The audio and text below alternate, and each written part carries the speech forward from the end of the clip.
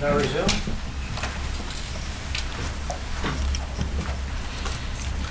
Mr. Commissioner Brock Martland, M-A-R-T-L-A-N-D for the record, and with me is Kathy Grant. Kathy is with a K, just for the record. We'll be leading evidence for the next 9 days of hearings on two topics.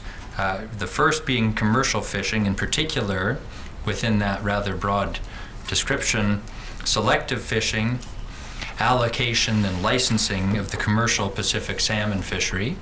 The second topic is recreational fishing. That topic begins March 2nd, next week. There's a sense in which some of the evidence, Mr. Commissioner, that we're leading is perhaps out of sequence in that it's not the linear narrative it might have been. The reason is simply because of witness availability and scheduling. An example of that is Dr. Hargreaves, one of our witnesses today, is only available today. And tomorrow we have a commercial fishers panel. Some of the members of that panel are looking to head off to the herring fishing season, and they become unavailable effectively because of that within short order. So that's why we're leading off with that evidence rather than going in a pure, I don't know if there is a chronological order, but there's probably another order that is more logical than what we're doing. I don't think it'll present any difficulties for you or for the people here. The start of this hearing, one of the things I'd like to do out of the gates is to put into evidence our policy and practice report, or PPR. I think we're all probably using that lingo, and I think some of the witnesses even have that lingo. So the PPR, the policy and practice report, is on our exhibit list, and I'll be referring as we move forward to our exhibit list, and just for the sake of clarity, that's the list of exhibits, commercial fishing. This has been circulated to participants. I hope that everyone has a copy of it. It has a list of 63 documents. Not all of those will necessarily make their way into evidence, but this is the first one, and I'd like to have that marked as an exhibit, please. Number 1 on the exhibit list, the PPR for commercial salmon fishing. As with other hearings, the basis on which we're presenting evidence, Mr. Commissioner, is the expectation that the PPR is accurate. If witnesses or participants identify mistakes or clarifications, we certainly have welcomed them to offer that in their evidence. There's cases where we expect to take witnesses to one aspect of the PPR if they've identified a problem or a concern with it. So we'll do our best to ensure that the PPR supplemented by the evidence gives you an accurate picture of where things stand. I should add, for everyone's benefit, the PPR does have a glossary of terms. We're into the usual alphabet soup of acronyms and groups and the like, but the PPR for this, as well as the recreational fishing PPR, they both have a glossary. Today's witnesses are Dr. Brent Hargreaves and Gordon Curry on the topic of selective fishing. Based on the estimates that have been provided to me by counsel for cross-examination, I expect we'll be able to conclude their evidence today as scheduled. My examination I expect to be the longest this morning. Mr. Timberg will follow me, and we don't expect the cross-examination by participants to be too lengthy from the estimates I've received. I want to express in advance our appreciation to participants' counsel for taking a focused approach to their examination of witnesses. As everyone here knows, we have a very compressed schedule and a very limited number of hearing days in which to cover a fair bit of ground. And of course, the problem of creating difficulties down the road if we're not able to stay on track. So we're grateful for participants' counsel in adjusting on the fly, in narrowing their questions. I've invited them and will continue to invite all counsel to contact me and provide input if there's areas that I can cover through my direct examination. I'm happy to try to do that, and if it can speed us along. If I could now ask that the witnesses be affirmed. Solemnly affirm that the evidence to be given by each of this hearing shall be the truth, the whole truth, and nothing but the truth. I do. I do so affirm. Would you state your full name, please? Brent Hargreaves. Thank you. Gordon Curry. Thank you. Counsel? Thank you. I'll move in perhaps a staccato way through the background for these two witnesses. First, if I might ask that Dr. Hargreaves' CV, which is number 2 on the exhibit list, and that's on the screen before us now, that be the first exhibit put in. And I'll just confirm, Dr. Hargreaves, the document that's before you is your CV? That's correct. Thank you. Exhibit number 430. And for Mr. Curry, likewise, that's exhibit, or number 3, I shouldn't say exhibit 3, it's number 3 on our exhibit list. Mr. Curry, do you recognize that as your CV? Yes, I do. And I'd like that to be the next exhibit, please. Exhibit number 431. Thank you. Dr. Hargreaves, I won't read your CV out. It speaks for itself. I'll just, if I might quickly confirm, you have a PhD in biological oceanography from Dalhousie University. You've spent most of your 28-year career with the Department of Fisheries and Oceans, or DFO, as a research scientist, and on occasion have taken assignments as a lead or a chair of different regional initiatives. Correct. And in 1998, as an example, you served as chair of the Coho response team, and for that work you received the Deputy Minister's Prix d'Excellence for outstanding performance. Correct. Your work on that led to the selective fishing strategy and funding for the selective fishing program, which arose in the context of CFAR, or the Canadian Fisheries Adjustment and Restructuring Plan. Yes, that was one component of the many things that came out of that. Yes. And focusing on selective fishing, you have conducted research into technologies for selective fishing, for example, and we'll come to these in much more detail, but the effectiveness of revival tanks, the use of escape panels and knotless bunt nets for the seine fishery, similar sorts of work. Yes, that's true. Correct. Dr. Hargreaves, you're a long-standing member of the Pacific Scientific Advice and Review Committee, or PSARC, and have reviewed more than 120 PSARC working papers. Correct. And you have led the DFO scientific investigations on a separate note into sea lice in the Broughton Archipelago. Yes, I was responsible for the marine monitoring component of that program. And Mr. Commissioner, Dr. Hargreaves has a significant involvement in the topic, that distinct topic of aquaculture, but it's not part of what we're leading evidence on or having questions on today. I take it, Dr. Hargreaves, your current position is that you're acting on an acting assignment basis as lead of the salmon team? That's correct. Mr. Curry, for your part, you began work with the department as a fisheries officer in the North Coast some 30 years ago, and I understand in the early 1990s you took a leave from the department. You obtained a biological sciences degree at the University of Victoria, and then returned to the department in 1993, at that point working as a fisheries officer first, and then spending 4 years as an Aboriginal Fisheries Strategy, or AFS, implementation officer. That is correct. From 1998 until March of 2002, I understand that you worked intensively on the selective fisheries program, and that work included planning the program, demonstrating and implementing gear and method experiments, amongst other things.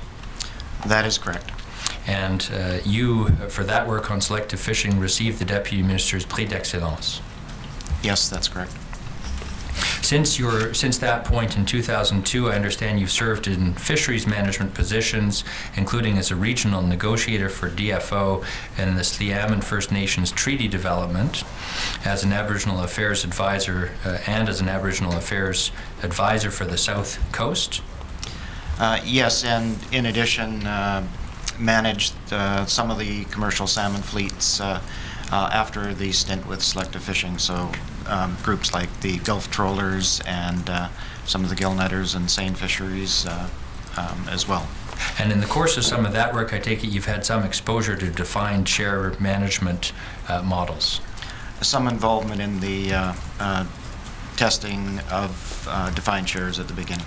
And I understand that your present situation is that you retired from the DFO in October of 2010, but you've now been hired back as a casual employee by the department? That would be December 1st. I retired from the department, and currently I'm working as on casual as an Aboriginal fisheries strategic planner.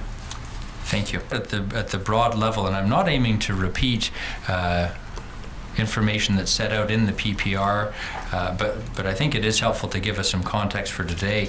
So Mr. Curry, I'm hoping you could give us sort of a 2-minute overview of what selective fishing means. Basically, selective fishing is the ability to avoid non-target species or stocks, and if we encounter them in fisheries, having the ability to release them alive and unharmed.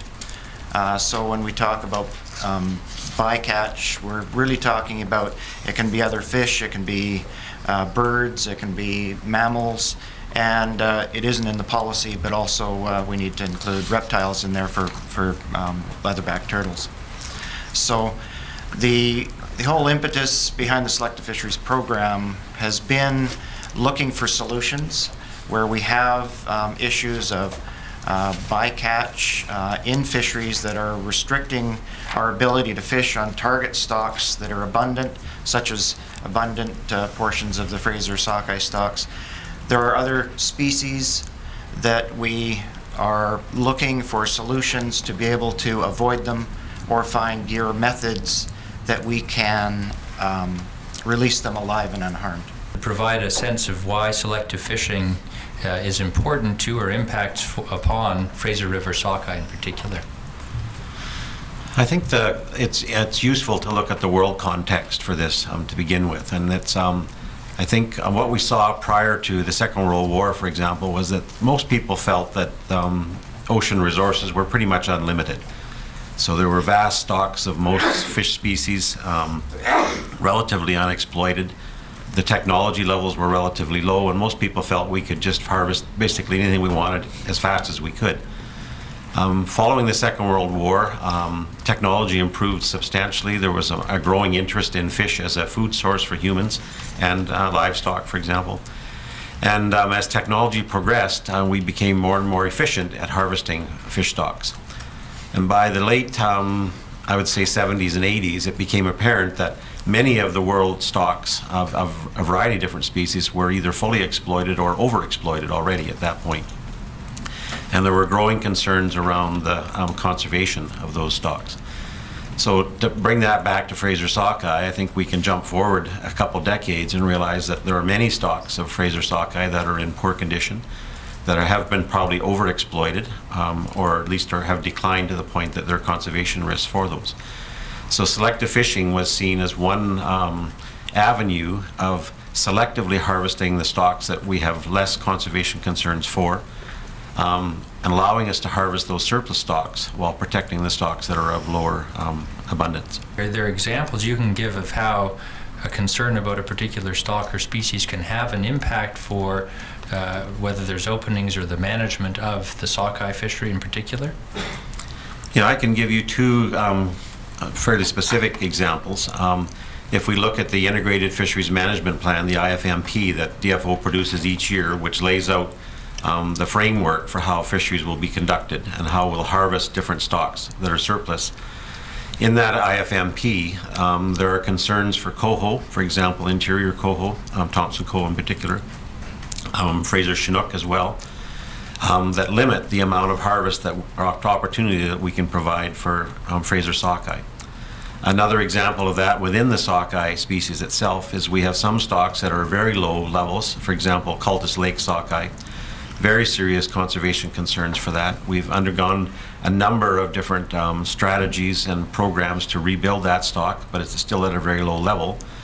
So that very much, when that stock is in the river and in the areas where fishing we'd like fisheries to take place on more abundant stocks, that constrains the amount of fishing that we can allow because of the conservation concerns for cultus, for example.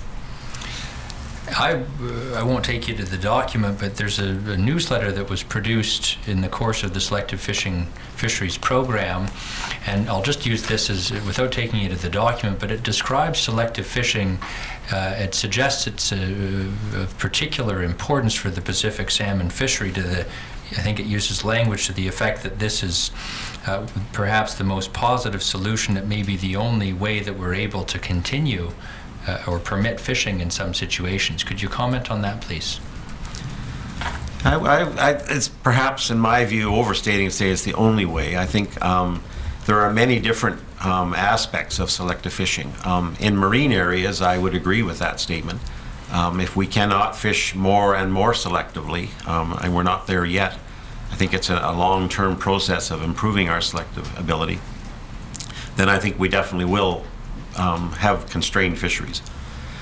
In terminal areas, for example, when a single stock is returning to a particular river or lake, you can conduct a fishery there with very little impact on other stocks, obviously, if there are none other in the area. So you can be less selective in the sense of the type of gear, although you're being very selective now in terms of the time and area where you're actually conducting that fishery.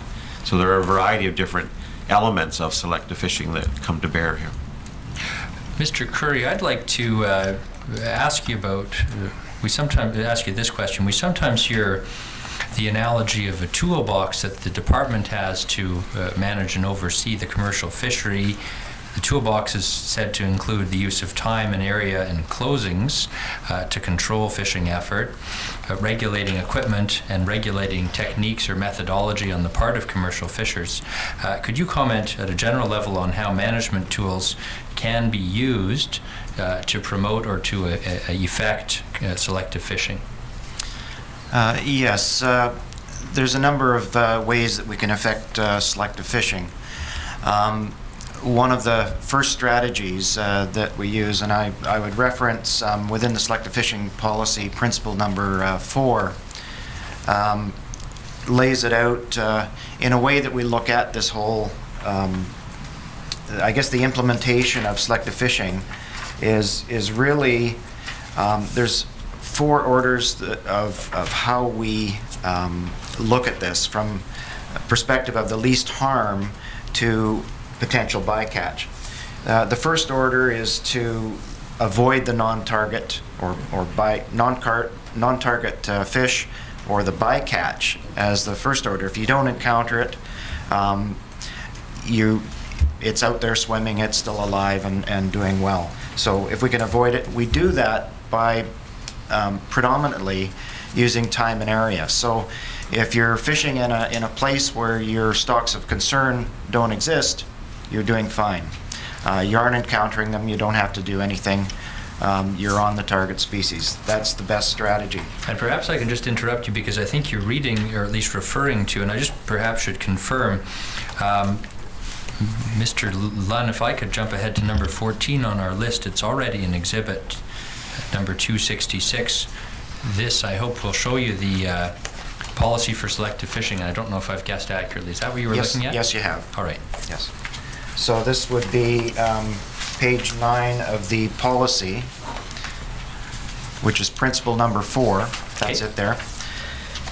So an example of the first strategy of time and area, an example of that would be, for instance, in a First Nations fishery, if a First Nation is fishing in a terminal area right near the spawning grounds of a particular target sockeye that they're fishing very selectively on a species being sockeye, but also to the level of a stock within a group of species, or I mean a group of stocks within the Fraser River. So that's a very selective fishery.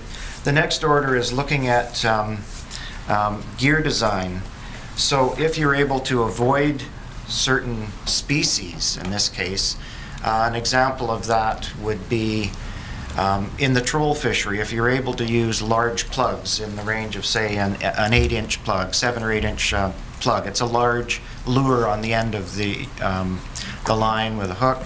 And if you're using that, you tend to catch Chinook and you tend to avoid coho. So the coho that are being avoided haven't been caught, and that's the next best strategy. They are not being caught, and so you don't have to handle them, and there's no mortality associated with that. The next order is looking at the third strategy is releasing alive and unharmed from the water, as opposed to the next strategy, which is on board a vessel. So an example of that would be the work that was carried out with seine grids, where in the seine net we had plastic panels with specific size openings in them to allow small fish to escape from the net. So in That's this called an case, escape grid, is that that's an right? escape grid, yes. Thank you. So in this case, you're able to set on a mix of species. And in a number of cases, such as out in Area 20, which is Wandafuka Strait, there's a lot of immature coho and chinook in those waters. And so by using escape grids, we're able to allow these small fish to escape the net prior to them being able to, or being brought aboard. So this way, they swim through a hole in the net and they carry on their journey and growth. So that's a very good strategy, and we've been able to accomplish that. So that's an example of that type of strategy. You're taking the fish out of water, so to speak, and it's in an air environment, it's not in the water. And so you need to treat that fish carefully so that you can allow it to, so that you don't damage it. And if you have a revival tank, you're able to give it an opportunity to recover before being released back into the ocean. So an example of another strategy in this regard would be with a gillnet fishery, when you have a short set time, and ideally a short net as well. And I'll just interrupt just so I'm clear. The short set time refers to the length of time that the net's actually drifting or in the water? Yes, that's right. So if you think of, if you put a net out in the water and it was out in the water for 2 hours, a lot of the fish that you'd bring aboard would be dead, other than those that were just recently caught. And I take it that's because those fish in general are swimming right into the mesh and getting caught in it and maybe suffocating when they're there for some period of time. That is correct. And so as a result, if you use a short set time, something in the range of 30 minutes, and you use a shorter net so that most of the fish that are coming aboard are in better condition and alive, then you have some options. So then you can look at recovering those fish with the revival tank and releasing them back into the ocean or the river so that they can carry on their journey. So that would be if you're fishing for Fraser sockeye and you need to release coho, for instance. So that would be a strategy that we've used and shown to be successful. So that's using the fourth strategy in the policy. These strategies, in your view, Mr. Curry, are they strategies that fit better with, I'll use two things. First of all, a defined share or a share-based management model, and secondly,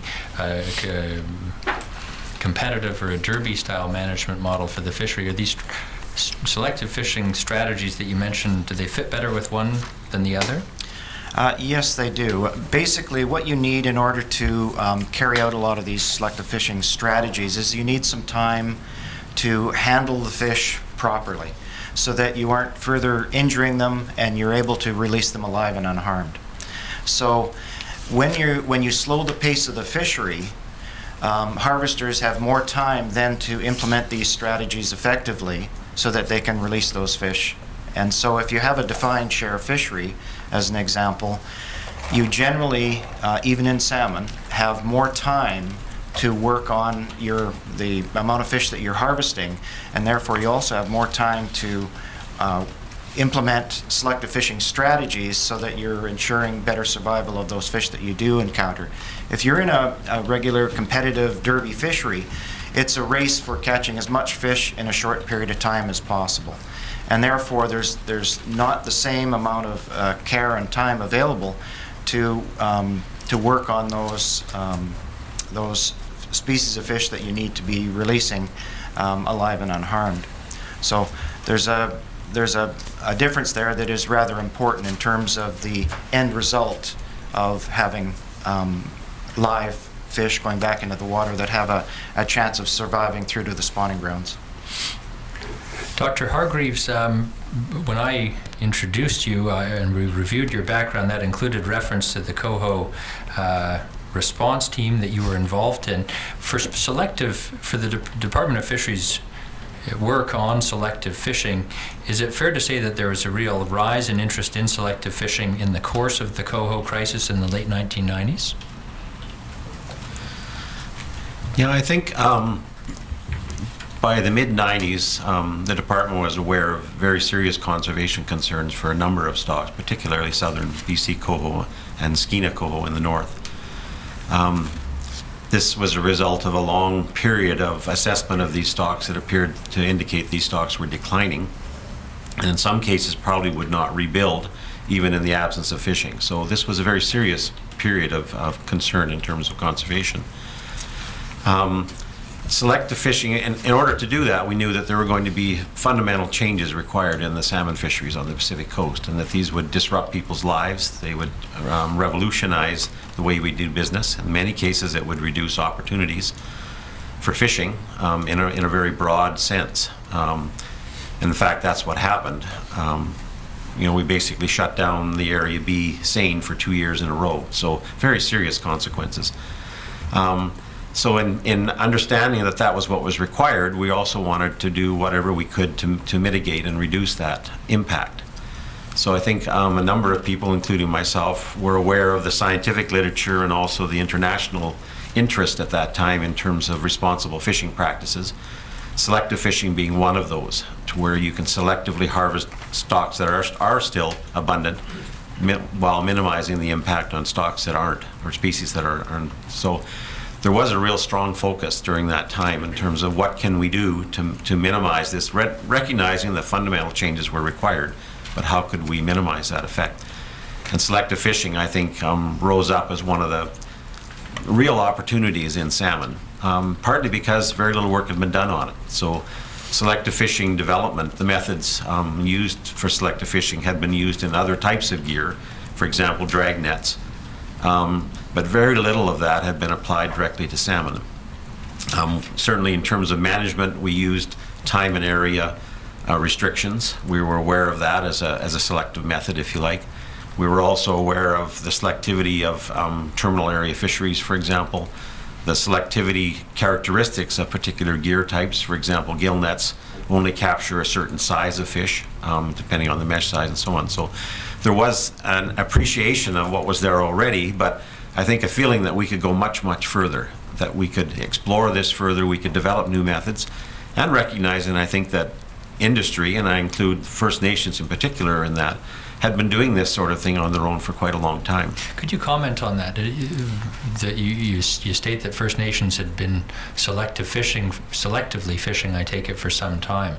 Can you give us some examples of that or describe what you mean, please? Yeah, and in a traditional and historical sense, First Nations have been using often highly selective fishing methods for as long as we're aware of. So traps, weirs, baskets, those sorts of fishing methods have been very selective.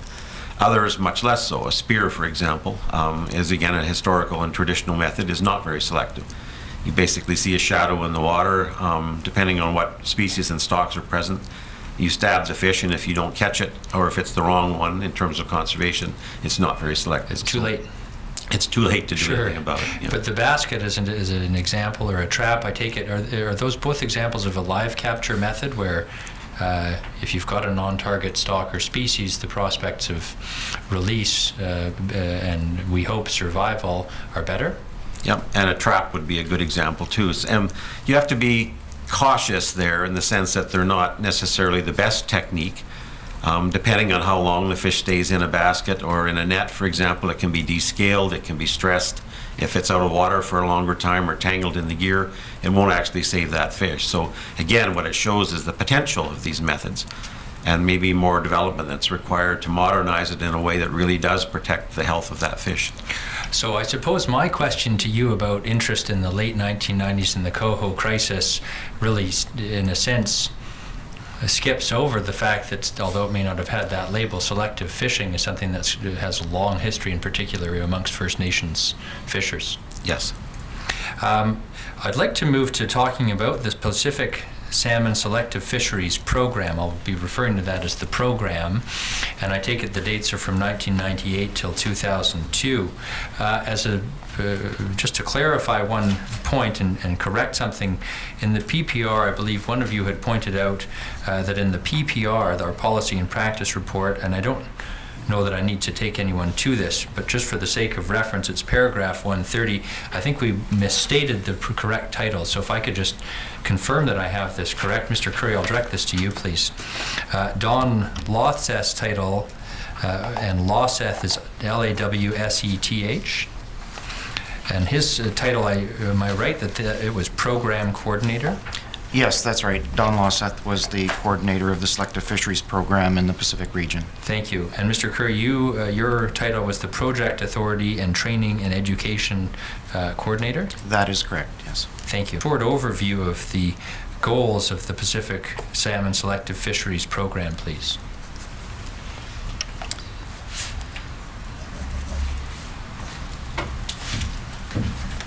And again, this is just fine if you're going to documents. I don't mind you doing that at all. But perhaps when we do that, if you could just mention to me what you're looking at so I can bring it up and we all have the same thing in front of us. I can make a guess because we have one of the papers in here that summarizes the program.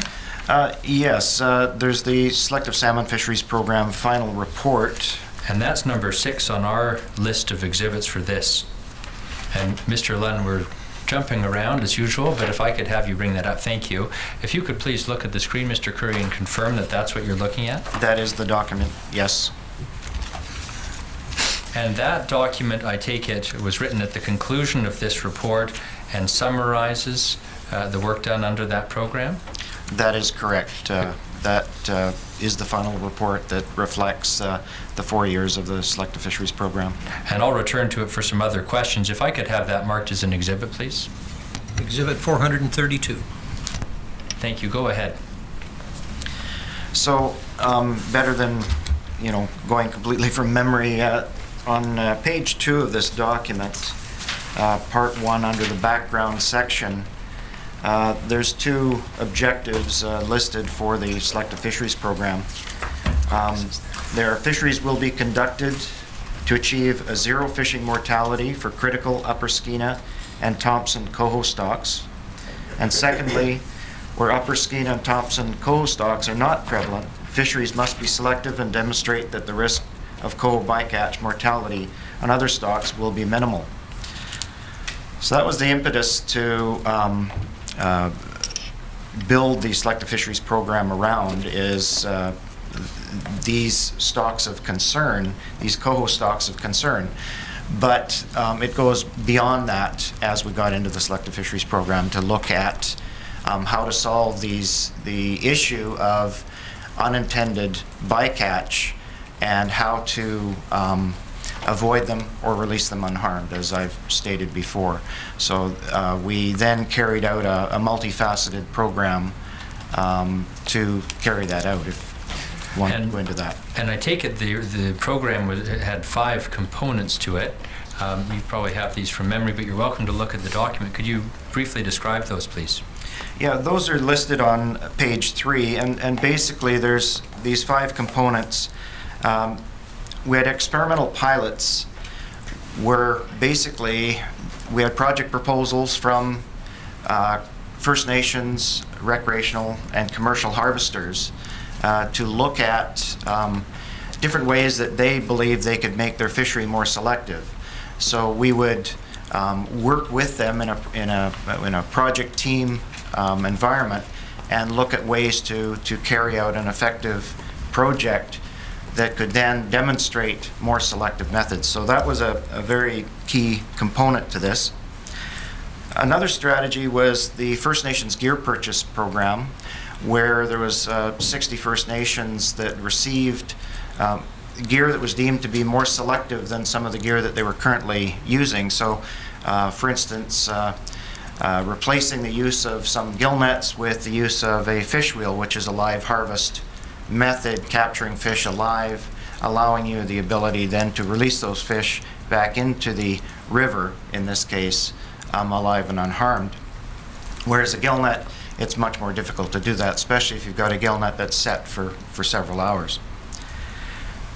So that was another component where funding was made available and First Nations purchased that gear. Research projects, which were more of the scientific research variety, looking at the mortality rates of bycatch. For instance, looking at coho, for instance, if they're caught in a gill net, a seine, or by a troll or other gear, how many of those fish survive a 24 to 48 hour challenge in a net pen, as an example, and then thereby DFO being able to come up with some measure of the impact in the form of mortality on which to manage fisheries. So that's one aspect of the research, as well as looking at all this myriad of gear and fishing methods, and looking for the proof for the validity of some of these methods to be better than some of the methods being used in the past. A fourth component was education, training, and communication. So basically, when we're working on trying to create such a huge paradigm shift in the fishery to moving to weak stock management, where the impacts on stocks of concern is really the driving force in our fisheries, we then have to make sure that all harvesters are aware of the constraints and why. So we had a program that I was leading where we made sure that we did everything we could to get pamphlets out. We held workshops.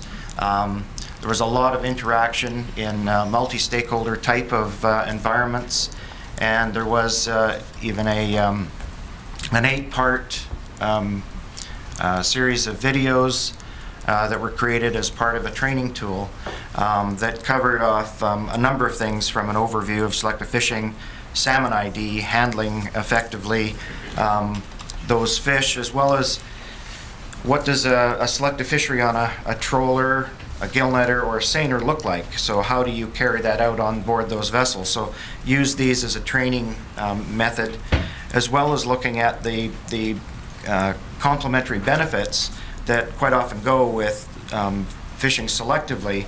There's some benefits from a quality perspective, so we reflected that in the video as well. And the final component was looking at the First Nations fishery and the variety of fisheries that are out there, and reflecting on their selectivity and demonstrating that in a visual format. The final component of this was compliance. So where you're implementing these measures within the fishery, you then have to look at are the harvesters using these methods. So our fishery officers were similarly trained on the selective fishing methods, and so that they could then be effective in the field in ensuring that these methods were being effectively used.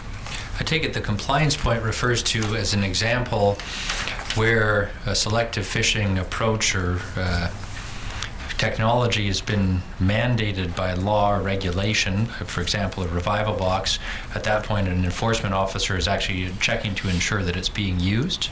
Is that what you're, in an example of how it would be? Yes, that's correct, and that is an important part, that ultimately a fishery officer will look at whether a piece of gear or a method of fishing is being implemented properly. But probably a lot more important than that is the attitude of the harvesters themselves.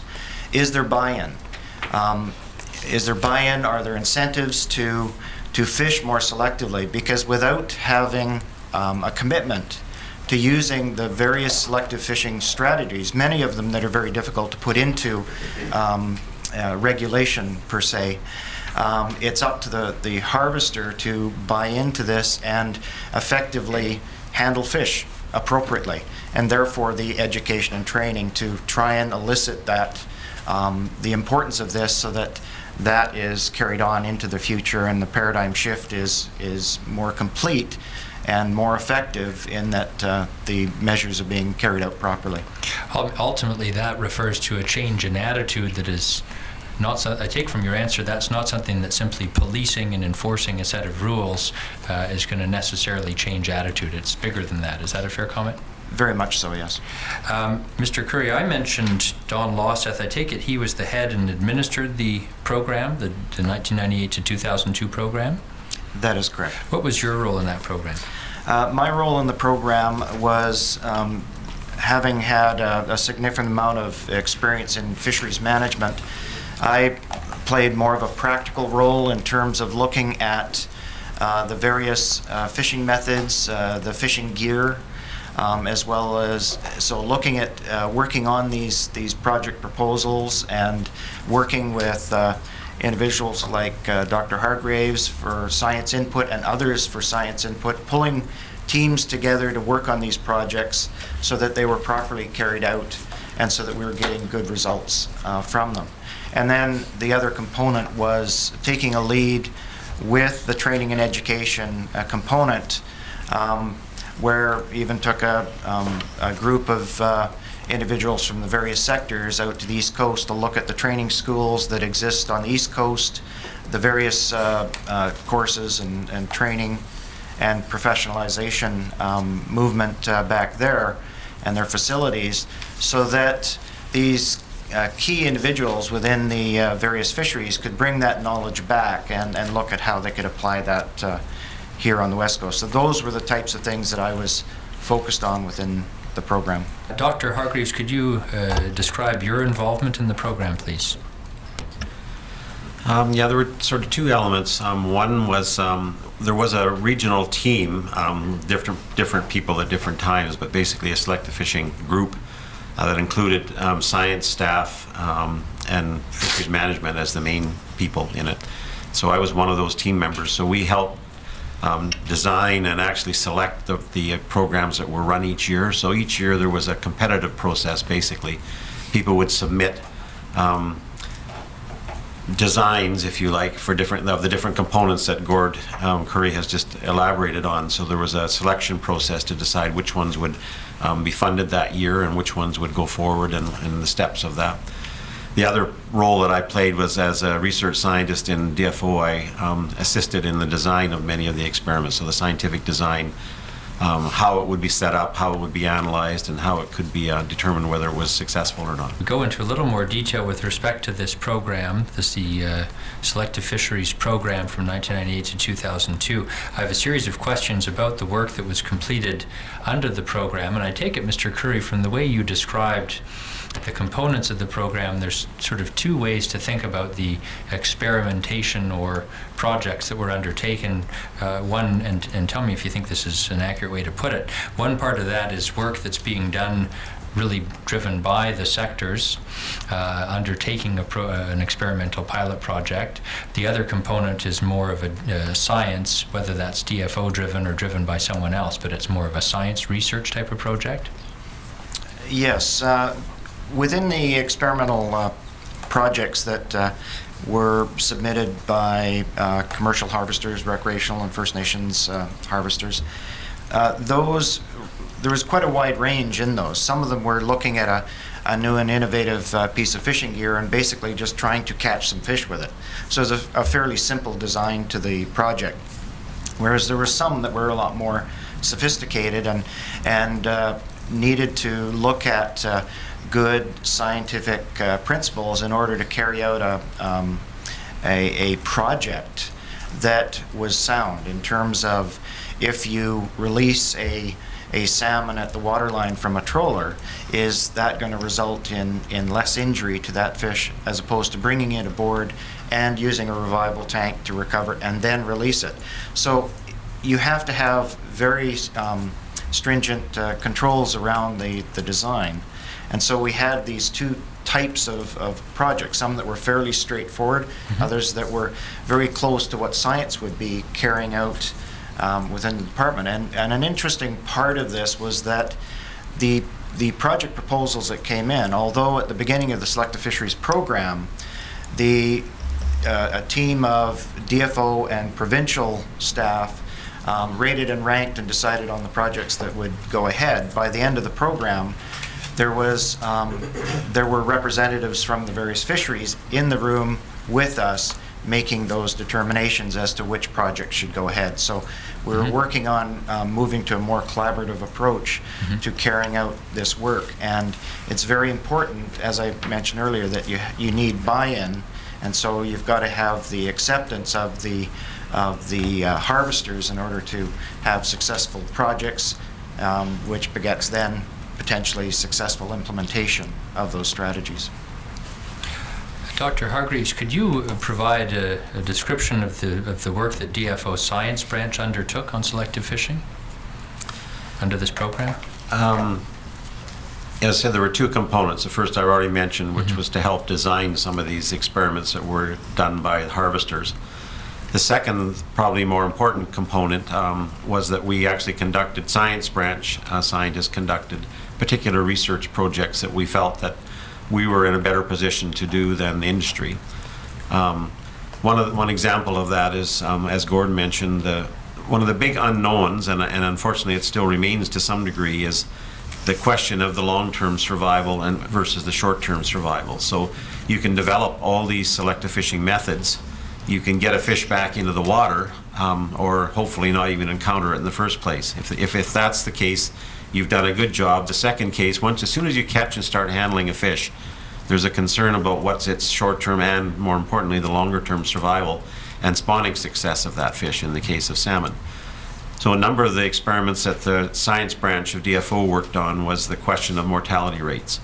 Both the encounter mortality rates, the short-term mortality rates over the first, say, 24 hours after capture and release, and then the longer-term mortality rates and spawning survival rates. So that was the main focus of the science branch. How was the reporting on the science work that was undertaken under the program? How was science reporting done? Predominantly through the PSARC process, so the Pacific Scientific Advice process, which is now called the CSAP program. Mm-hmm. And let me take you to number 12 on our list of exhibits, and this may be an example. As it's being brought up, number 12 on the list of not exhibits, I'll have to correct myself, the list from our exhibit list is a paper on mortality rates of coho salmon caught by commercial salmon gill netters. I think the title will give us a good sense of what it focuses on, and the effectiveness of revival tanks and reduced soak times for decreasing coho mortality rates. You co-authored this paper? Yes, I was the senior author on it, yes. If this could become an exhibit, please. Exhibit number 433. Is this a paper that stems from your work under the selective fisheries program? Yes, directly from it. And if you could give us a quick understanding of the conclusions that this paper reached. If you needed to, I can take you to a part of it if that's helpful, but you likely have it offhand. It was 10 years ago or more, but I think I still remember it. The purpose of this paper was to summarize a lot of the work that had been done. So industry, for example, had done, I think it was about 11 different experiments at this point, dealing with soak time, which is the amount of time a gill net stays in the water, and revival tanks. And as well, DFO had done a very large experiment in 1998 that I was responsible for directly. So the interest in this was, well, how do we summarize this and bring this information together so that we can make some sense of it and understand how we move forward? So the focus in the paper was looking at the mortality rates of coho salmon that were caught in gill nets and the effectiveness of basically two different selective fishing methods, revival tanks and soak time, for reducing those coho mortality rates. So if we look at the first, so this is basically coho that would be caught in commercial fisheries that are not targeting coho. So this is a bycatch issue. We want to conduct a fishery. We want to minimize the impact on coho so that we can continue to conduct that fishery, for example, on sockeye. So the question is, what can we do to reduce the impact on the coho, which if we didn't reduce it would stop the fishery, basically. So that was the intent of it. So in terms of revival tanks, the idea of a revival tank was that if you bring a fish aboard in a gill net, it's typically, if you wait long enough, it drowns. Basically, it can't ventilate its operculum, it can't get water past the gills, so it drowns in the net. Now that sounds funny when you think of a fish that's still in water, but that's basically what happens to that fish. If you get to that fish very quickly, so as soon after it enters the net, it's still alive, it hasn't drowned yet. So then there's a question of how long do you have before you can bring that fish aboard and still release it alive, if you like. The second thing is, once you brought it aboard, is there anything you can do on deck to actually improve the survival of that fish? Well, what we find is when the fish has gone in the net, and if it's been there for quite a while, it's very lethargic. If it's not dead already, it doesn't move. It needs some time before you throw it back in the water. If you throw it back in the water, typically it'll sink to the bottom. and it'll either die there or else something else will kill it or whatever, a seal or whatever.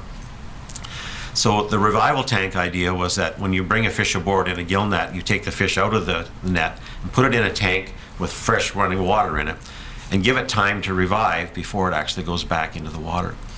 It sounds like a simple principle, but nothing like this had really been tried before.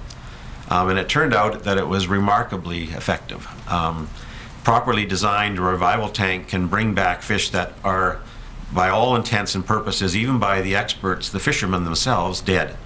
Fishermen rank them as dead. They're in the net, they come aboard, they're dead. You put them in a revival tank and up to 90% of those fish will revive and become fully functional again. So quite a remarkable advance in terms of a conservation method.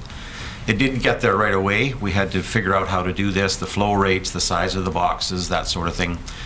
There was an initial box that was developed for gill nets, for example, and then a more efficient design that came out later, the Jake Fraser revival tank. Jake Fraser was a commercial fisherman who really passionately got interested in this issue. And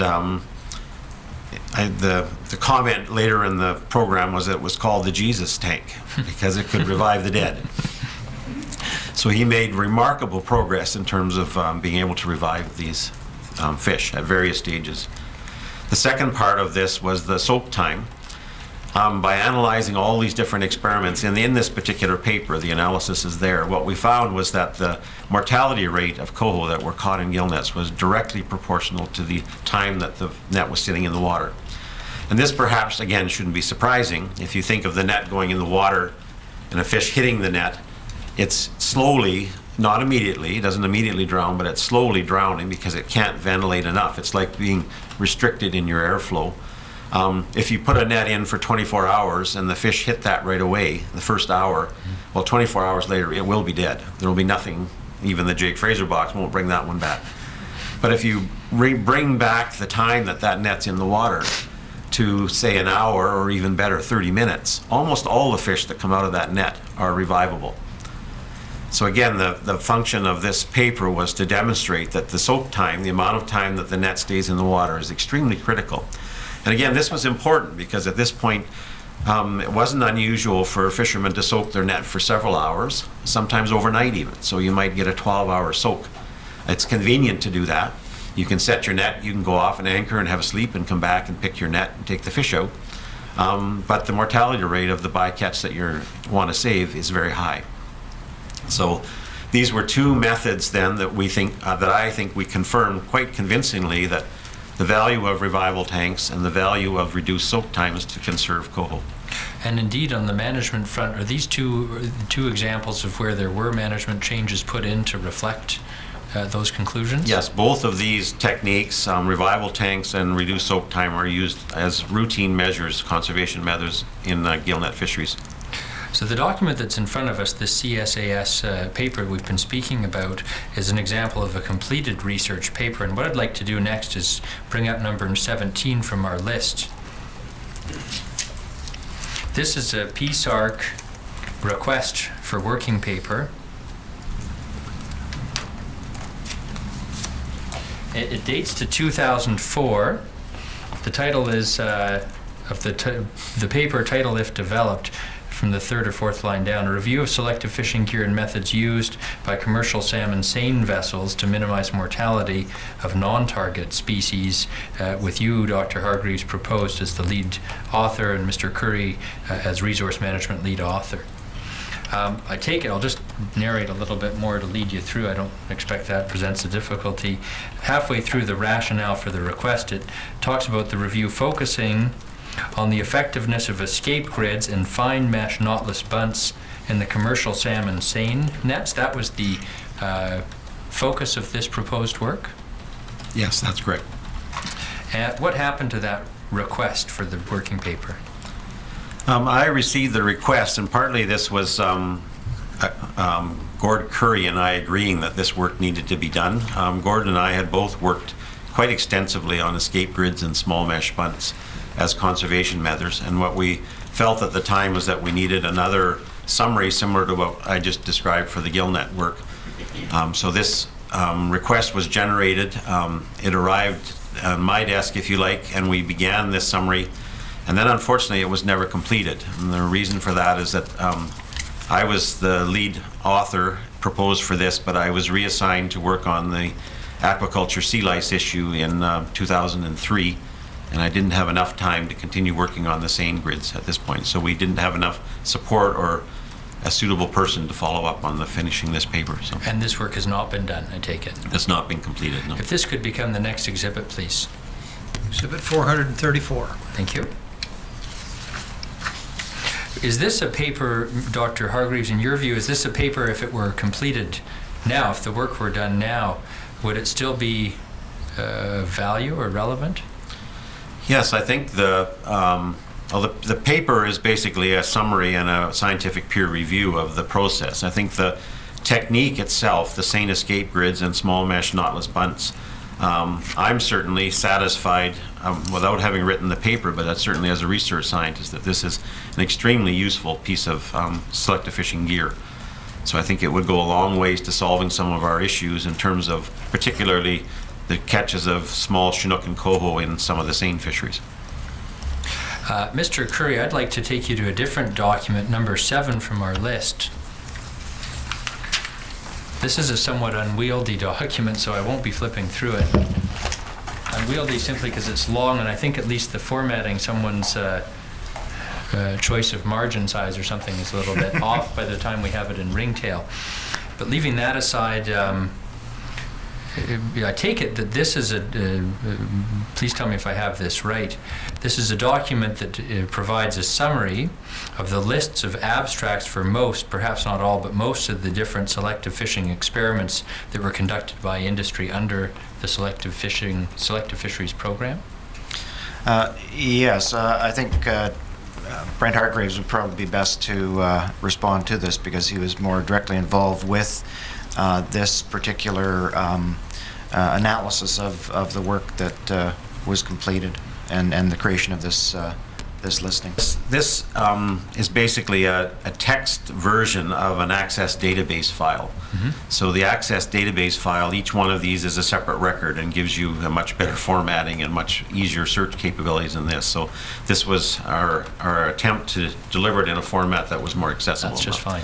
Anyway, the purpose of this was to try to capture, in a summary sense, all of the experimental work that had been done, particularly by industry. A large number of these projects were not fully analyzed, for example, or were not designed in a way that needed analysis. So as Gord Curry emphasized, it might be a piece of gear, say a tangle-tooth net, that had never been tried before on salmon, and we wanted to see simply whether it would catch salmon or not. So the result of that would be that we fished it for 19 different sets, and 5 of those we caught, 8 salmon in it or something like that, as compared to, say, a gill net nearby or something like that. Mm-hmm. So this particular database is basically the summary from all of the final reports of the experiments that were done by industry primarily. Thank you. If this could be the next exhibit, please, Mr. Registrar. Was there ever a science review paper that, I'm sorry, Mr. Curry, go ahead. I just thought I'd add to that included in this is there's some reports of interest.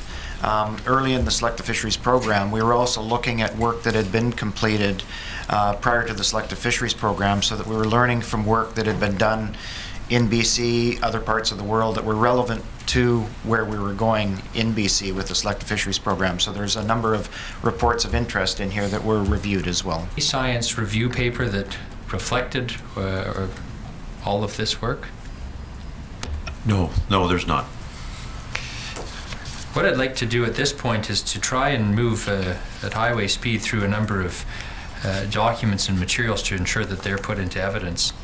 Some of these we've already touched on, so it may simply be a matter of confirming that I have the right thing before us. If I could start with number 10 on the list of exhibits. Now, this may or may not be easy to pull up, Mr. Lund, so if it's a video, I've thrown him a curveball. I don't propose to play a video here. I know Mr. Fougere from the Department of Justice offered to buy us all popcorn if I did, but I don't think we have the luxury of hearing time to play the video. However, it's brought up. I will just ask to confirm the videos. Mr. Curry, you referred in your evidence to producing the series of videos that were done really with an aim to train and educate fishers in the different sectors about selective fishing gear, methodology, and the like. And I take it the title of the video series was Salmon Sense, a training series for responsible fishing? Yes, that is correct, and it was very much a collaborative effort. And it's a little artificial, Mr. Commissioner, to do it without the exhibit proper, but I think we're all referring to the same thing. It is in the ringtail database. I'd like to have that marked as the next exhibit, the Salmon Sense Training Series videos. Exhibit number 436. Thank you. In league with that, number 9 from the list of our exhibit list is 3 different newsletters called the Selective Fishing Newsletters, volumes 1 through 3. You'll see the first page of the first one in front of us. Could you quickly tell us about that, please, Mr. Curry? Yes, we received advice through some of the multi-stakeholder workshops that we had that we needed to do more to get information out on what was happening with the various selective fisheries projects and so on. So we, towards the end of the program, we started up a newsletter to provide information out to all interested parties about ongoing work that was happening. So we ended up with 3 issues of a selective fishing newsletter that these are that I had a great deal of involvement with pulling them together and so on to reflect that current actions that are going on within selective fishing in BC at the time. Thank you. If that could be the next exhibit, please. 437. And to editorialize for a moment, I'll suggest these are materials for the benefit of participants or members of the public that are useful in translating, I think, the description of the program and putting it into reality. There's a number of pictures, for example, in the newsletters. Obviously, the video helps to put a real face on selective fishing methods on board different gear types and vessels and so forth. That's correct.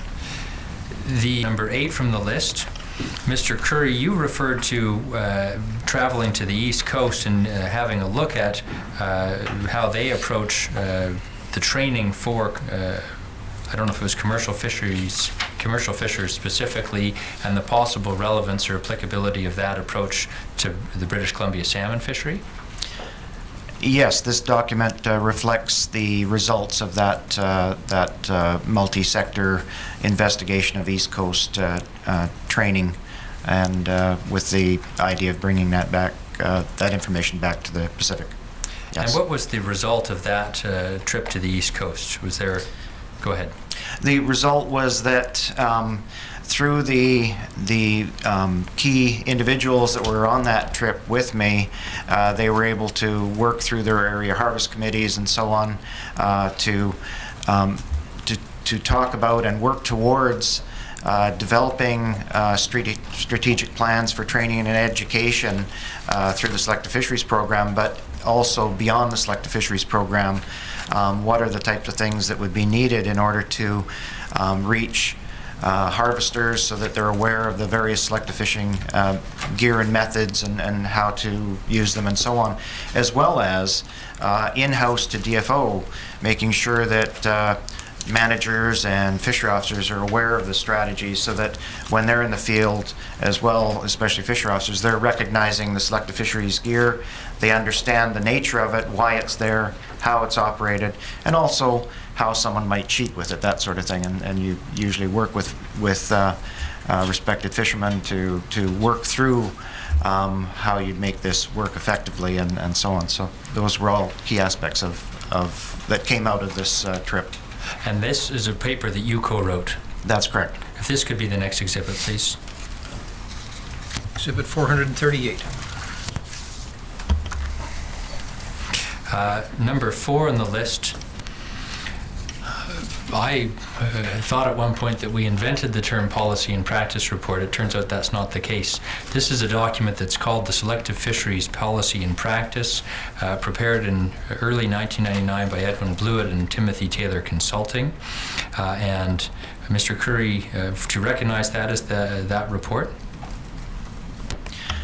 Yes, basically early on in the selective fisheries program, we wanted to look at pulling together what we knew about selective fishing, and so contracting Edmund Blewett and Timothy Taylor to provide some background on selective fishing, on which we could then, help to base where we're going with the program and so on in the appropriate context and so on.